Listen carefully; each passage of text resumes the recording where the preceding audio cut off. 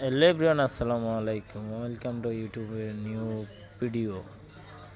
তো আপনারা দেখতে পাচ্ছেন আমাদের এখানে সবাই মাঠে পরিষ্কার পরিচ্ছন্নতা করতে আছে, যেহেতু আমরা জানেন বিলের ভিতরে আমরা মাঠ করি।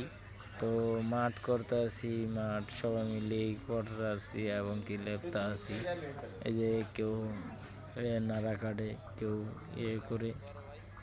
এই যে আমাদের স্নেহের বড় ভাই মাঠের কি সুন্দর করে লেপটা আছে। আমরা মাঠটা 2-3 দিন ধরে কাজ করতে আছি। তো কাজে সফলতা আমরা প্রথম দিন আনতে পারিনি, তারপর আজকে যে অলরেডি সবাই মিলে কাজ করনে যাই পারছি।